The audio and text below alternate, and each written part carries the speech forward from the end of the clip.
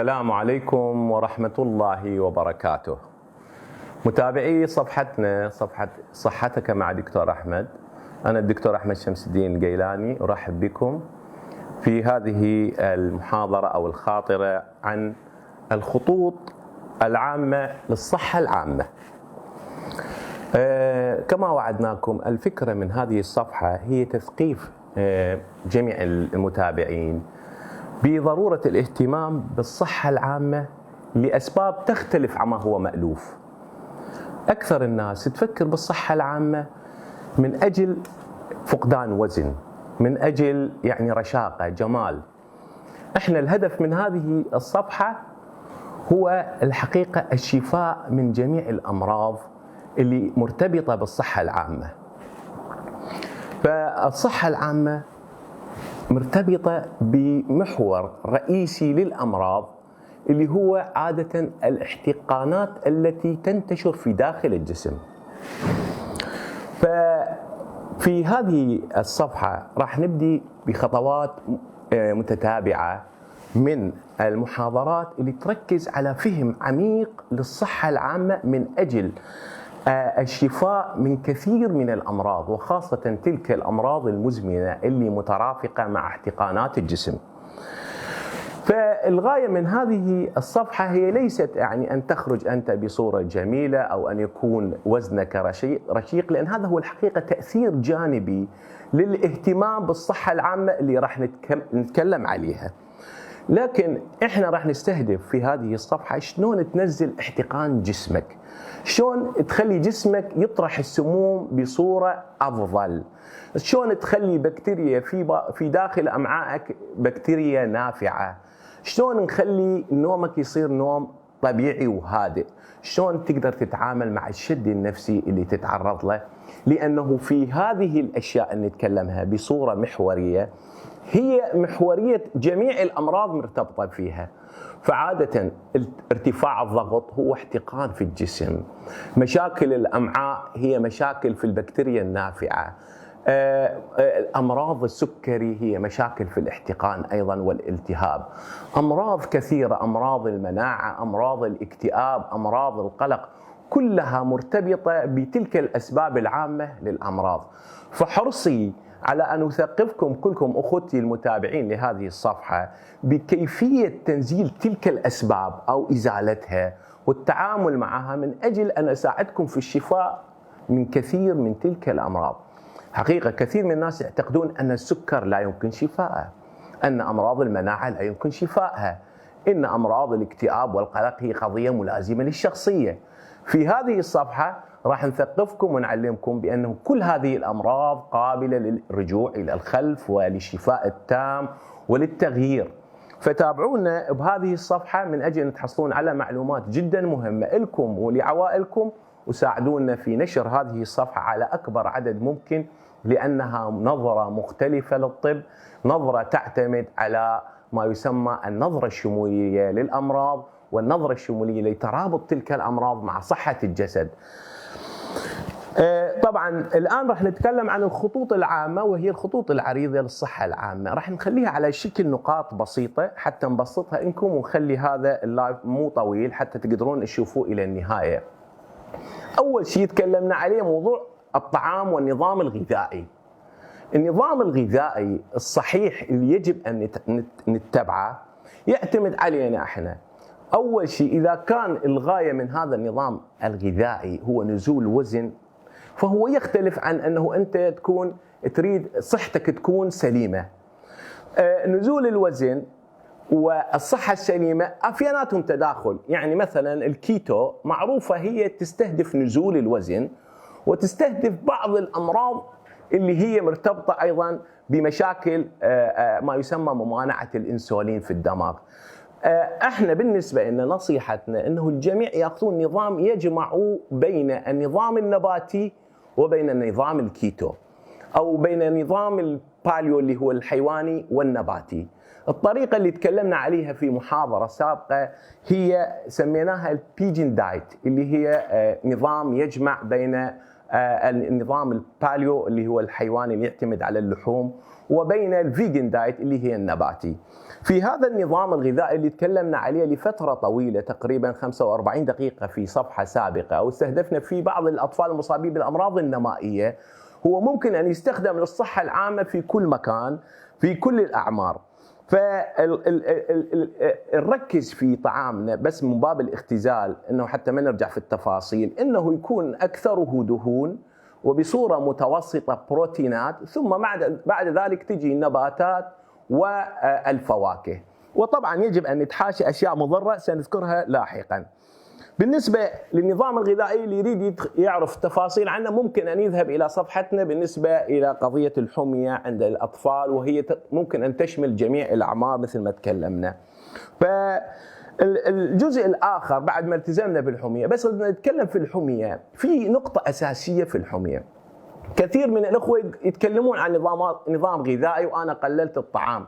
الأفكار اللي ذكرناها في المحاضرة السابقة أنه إحنا أهم شيء في نظامنا الغذائي أن نبتعد عن الكربوهيدرات قدر ما نستطيع. ربما إذا انحازينا قليلا إلى الدهون الصحية أو إلى البروتينات نختلف قليلا، لكن خلافنا الرئيسي في أن يكون نسبة الكربوهيدرات بالنسبة لطعامنا تكون أقل من 10% وحتى أقل من 5%. طبعا الكربوهيدرات فيها بعض الكربوهيدرات المفيدة، الكربوهيدرات الموجودة بالفواكه ممكن تكون نافعة، لكن إحنا نريد أن نوقف الجسم بالاعتماد على السكريات وعلى الكربوهيدرات، ونذكرها بالاسم هنا. السكريات هي العصائر والبيبسي والمشروبات الغازية. بالنسبة للكربوهيدرات هو الخبز على رأس القائمة وغيرها من الأشياء اللي بيها ستارش، اللي بيها الستارش. فإذا صار عندنا اثنين، أول شيء الخبز ومجموعته، وثانيا السكريات والشرابات. بالنسبة للأشياء الممنوعة احنا تكلمنا عليها وراح نذكرها أيضا في تفاصيل في الحلقات القادمة، لكن نذكر هنا على سبيل المثال أنه الابتعاد عن الأوميجا 6، وهو الزيت النباتي المستخرج من الذرة وما شابه ذلك من تلك النباتات اللي بيها أوميجا 6. معلوم أن الأوميجا 6 في الجسم إذا ارتفع يعمل كثير من الأكسدة في الشرايين وفي بواطن الشرايين. فايش ما نقدر نبتعد من الأوميجا 6 ومن الطهي بالأوميجا 6 والابتعاد في ذلك على الاعتماد أما على الأوميجا 3 بالنسبة للدهون، أو الأوميجا 9 اللي هو الأوليف أويل اللي هو يعتبر صحي للجسم. هذه أعتقد تكلمنا فيها. النقطة الثانية اللي لازم نتذكرها ونذكرها الآن هي قضية النواقص في الجسم. كثير من الناس يعيشون على الأطعمة الصحية لكن تبقى عندهم مشاكل كثيرة. عندما تعمل لهم تحاليل تجد أنه جسمهم خاوي من كثير من المكملات ومن العناصر ومن الفيتامينات المهمة للأيض الغذائي اليومي. هناك خلاف كثير بين العلماء لفترة طويلة استمر، لكنه انحسم الآن في السنين الأخيرة. هل الجسم بحاجة إلى فيتامينات؟ هل الجسم بحاجة إلى عناصر غذائية بصورة دورية؟ اليوم العلم يقول نعم، نحن بحاجة على ما لا يقل عن 5 فيتامينات أو 5 أفكار تدعم صحتنا العامة. السبب ليش؟ لأنه طبيعة أكلنا تغيرت. التربة لا يوجد فيها خزين من المواد والعناصر الغذائية النافعة اللي تكون موجودة في أطعمتنا اللي نأكلها الآن. الخزن، النقل، الشحن، التجميد، طبيعة حتى النباتات الآن بالقياس إلى بضع سنين سابقة فهي تحتوي على عناصر غذائية أقل من النصف بالمقارنة مع قبل 50 عام مثلا. هذا واحد. إحنا أجسادنا تعرضت إلى كثير من الملوثات، فهذا يحتاج أنه الجسم يشتغل أكثر من أجل أن يسوي إزالة تلك السموم والملوثات. الشد النفسي اللي نتعرض له بصورة دورية الآن، طبيعتنا في الأكل الغير صحي أيضا يستهلك كثير من العناصر المهمة اللي تعتبر مساعدة لإتمام الأيض الغذائي النافع ولإتمام فيزيولوجي الجسم بصورة سوية، وخاصة الجهاز العصبي المركزي اللي يحتاج بنسبة جدا عالية من تلك المواد. فإذا نعم حسم الأمر، نحن بحاجة على أقل تقدير أنه نأخذ بصورة دورية أشياء ثابتة بكثير من البحوث بأنها ناقصة في دم معظم الناس الموجودين الآن، في دراسات مكررة وثابتة في أنه في أمريكا اللي تعتبر دولة متطورة وفيها كثير من التنوع الطعام والثقافة، لكن نسبة لا تقل عن 90% مصابين بنقص الأوميجا 3. وكنا نعرف الأوميجا 3 جدا مهم في بناء الجهاز العصبي المركزي. ونذكر هنا كثير من النساء عندما يزورون بالعيادة وأوصف الأوميجا 3 يقولون دكتور هذا يزيد الحركة. زيادة فرط الحركة وإن كانت موجودة الحقيقة عند بعض الأطفال، لكن ليست لها قيمة أمام النفع الهائل اللي يستفيد منه الدماغ من هذا العنصر جدا هام في بناء توصيلات العصبية وبناء جدار الخلية. ومعلوم أنه 80% من الدماغ هو عبارة عن essential fatty acid، حوامض أمينية مهمة ومنها الأوميجا 3. فإذا هذه دعوة لكل الأخوة المتابعين بأنه ضروري أن يأخذون يوميا ما لا يقل عن 1000 ملغ من الأوميجا 3. بصورة عامة الأوميجا 3 عادة يؤخذ من الأسماك بصورة عامة والأكلات البحرية. المشكلة أنه الأكلات البحرية إحنا في مدننا نأكل عادة سمك نهري أو من المزارع، هذه في الغالب لا تستطيع أن تصنع الأوميجا 3 بكميات تكفي الجسم، لأنه الأوميجا 3 يصنع في الأسماك من الطحالب. الطحالب ما متوفرة في مكانات التربية، فإذا الأوميجا 3 مهم جدا للصحة العامة، وأنا شخصيا أخذه بصورة دورية 1000 ملغ، وهناك من يوصي ب 2000 ملغ بالنسبة للبالغين. طبعا الطفل الصغير قد يكتفي بال500، إلا اللي عندهم شيء من الضرر الدماغي يحتاجون أكثر من ذلك. الجزء الثاني اللي نشوفه جدا مهم أيضا أنه يجب أن نأخذ مالتي فيتامين بس نوعية جيدة. المالتي فيتامين الحقيقة كثير من الفيتامينات ما نأخذها احنا بصورة سوية. طبعا احنا حتى تظهر عندنا أعراض نقص الفيتامينات نحتاج إلى أنه تقل الكميات اللي نأخذها عن ما يسمى بالديلي ريكوايرمنت اللي هي الحاجة اليومية. قد نوفر نحن حاجة يومية من خلال الأطعمة اللي نأكلها حتى نمنع ظهور أعراض نقص الفيتامين سي فور إكزامبل مثلا على سبيل المثال، أو نقص الفيتامين بي. هذا النقص اللي يصير وتظهر بأعراض مثلا تشققات بالجلد أو في الحلق أو ظهور أي أعراض يعني مثلا نزف من الشفة من اللثة، هذه الأعراض حتى تظهر هذه تحتاج أنه جسمك يختفي فيه الفيتامين المقصود أو العنصر المقصود أقل من الديلي ريكوايرمنت. فالحاجة اليومية اللي مكتوبة هي حاجة لإدامة الجسم حتى لا تظهر عليه أعراض نقص تلك الفيتامينات. لكن الجسم حتى يعمل بصورة أفضل مو بالضرورة أنه أنت تحتاج هذه الكميات، قد تحتاج ضعفها، قد تحتاج 4 أضعافها. يعني على سبيل المثال حتى أنت ما يصير عندك لين في العظام مثلا، ممكن تحتاج أن يكون الفيتامين دي بجسمك 20 ملغرام نعم بير دي سي. لكن حتى يكون عندك جهاز مناعة نشط الفيتامين دي قد لازم يصعد لل50 أو لل60 أو لل70 يلا ينشط جهاز المناعة. فإذا ما مكتوب أحيانا وما تقرأه أحيانا بالإنترنت أو بالكتب على أن الجسم يحتاج يوميا هالقد حتى أنت تستطيع أنه تغطي حاجته اليومية، هذا قد لا يكفي في كثير من الأحيان. فلذلك من الضروري أنا أجد وخاصة بالنسبة للناس اللي أكلهم مو صحي أن يأخذون مالتي فيتامين من شركة جيدة ونوعية جيدة بصورة يومية، وخاصة المصابين بأمراض مزمنة، خاصة اللي أعمارهم تتعدى 40، وخاصة الأطفال اللي عندهم مشاكل صحية واضحة. فالمالتي فيتامين يكون ضرورة، ولكن هو بصورة عامة على اعتماد على أطعمتنا على حاجتنا اليومية نحتاج مالتي فيتامين. العنصر الثالث اللي نحتاجه بصورة دورية هو الفيتامين دي 3.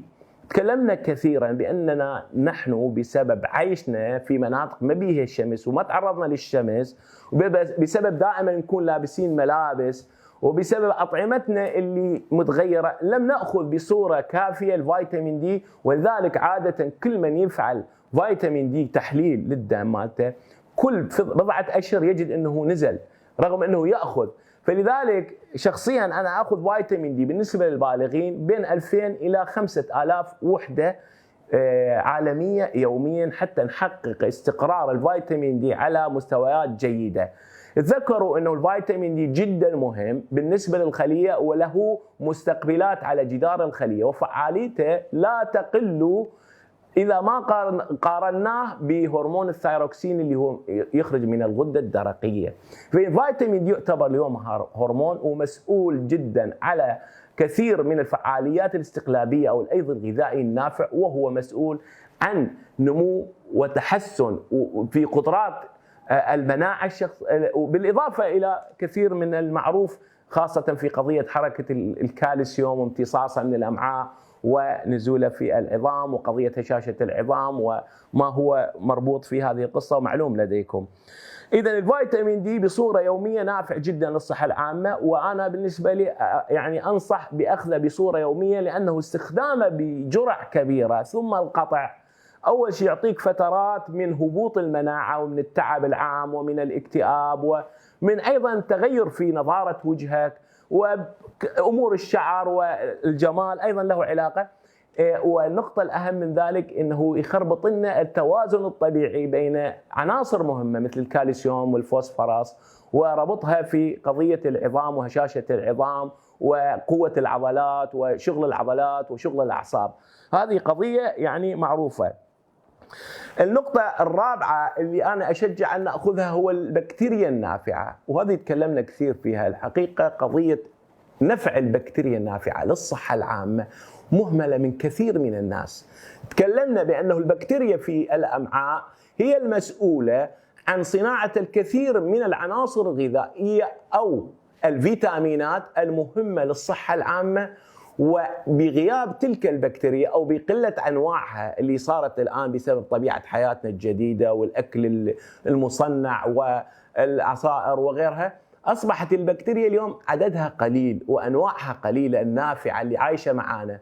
فهذه القصة خلتها ما تقدر أن تصنع العناصر المهمة للجسم مثل الفيتامين كي وأيضا مثل بعض الموصلات العصبية اللي تصنع اللي هو السيروتونين اللي مسؤول عن الشعور بالسعادة والابتعاد عن الاكتئاب.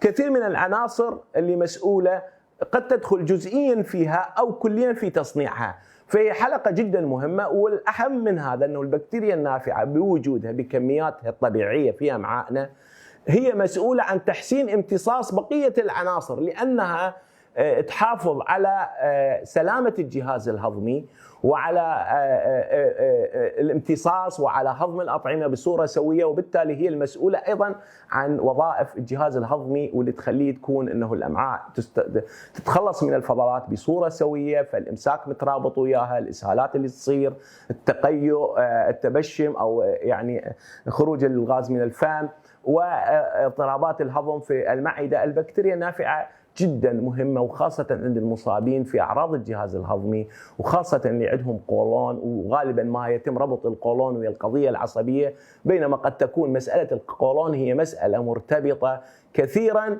ويا صحة الجهاز الهضمي في قضية البكتيريا النافعة وتعايشها معنا. فالبكتيريا النافعة باستخدامنا لها الدوري بسبب أنه تغيرت في أعدادها وفي نوعيتها أيضا تمنع من نمو بكتيريا سيئة في أمعائنا.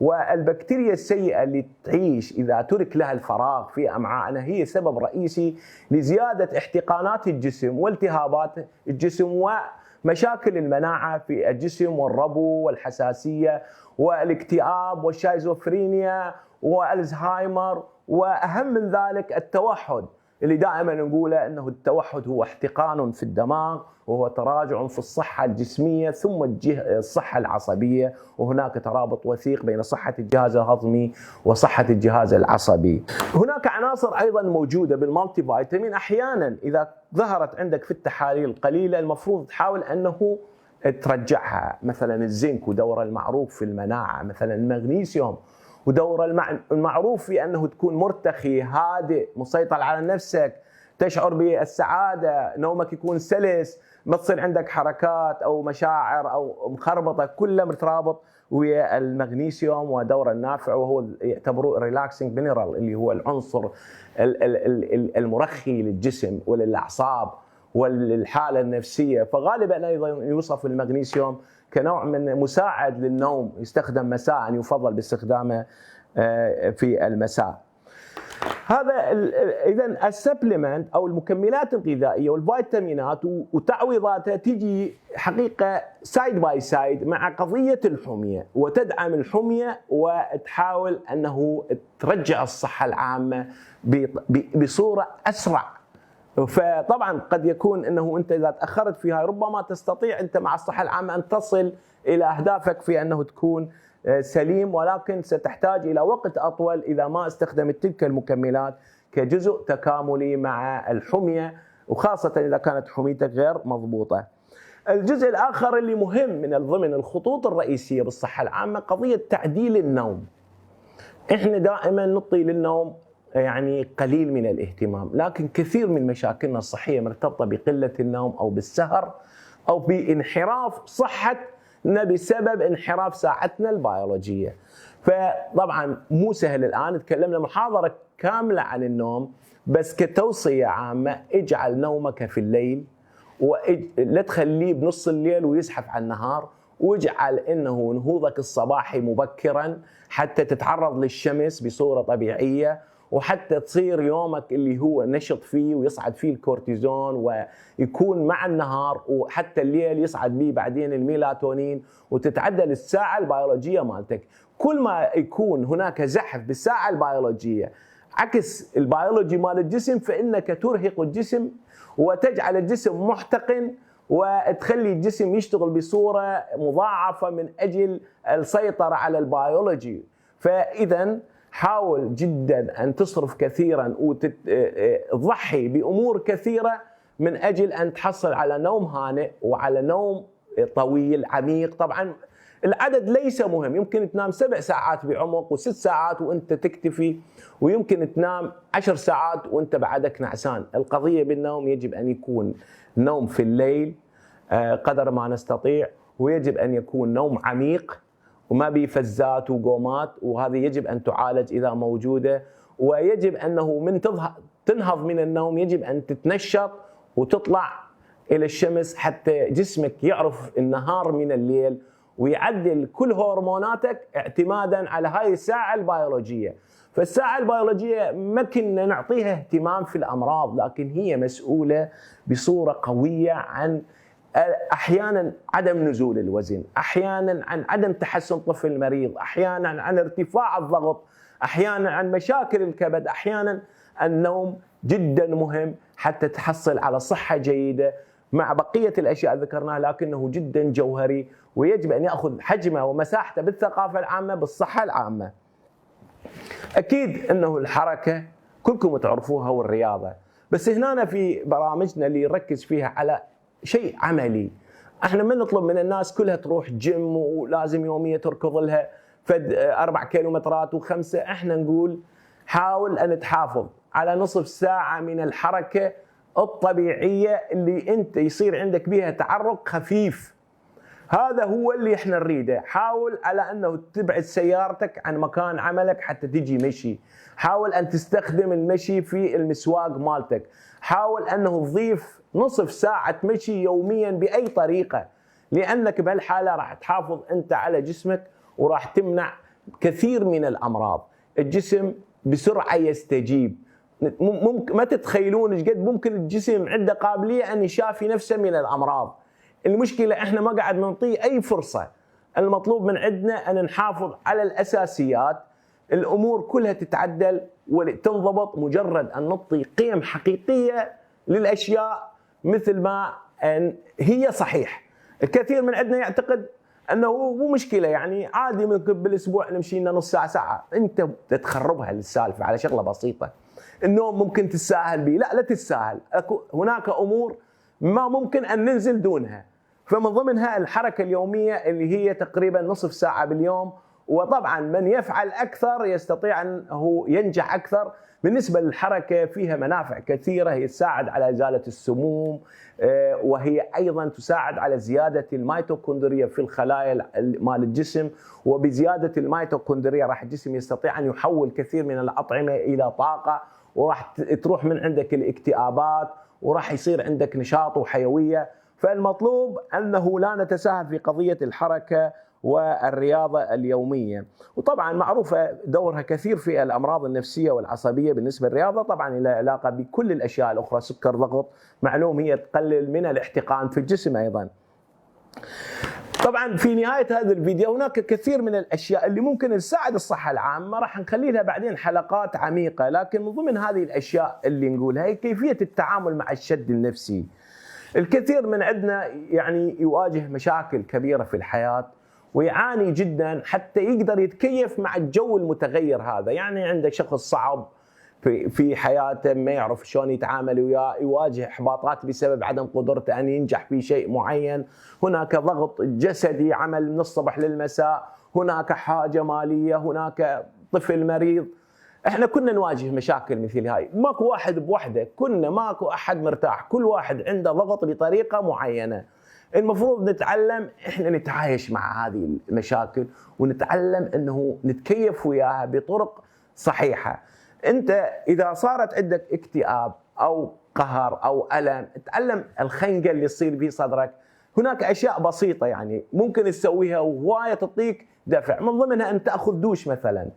الدوش اللي تاخذه احنا تكلمنا عنه انه ضروري انه الجسم ان يتعرض الى طرفي نقيض، يعني حراره قويه، ودائما طبعا الناس يحكون عن الساونا والمي الحار، وبنهايه الدوش ممكن يصير بارد. ايش قد ما تكون بارد افضل، وايش قد ما تبقى افضل.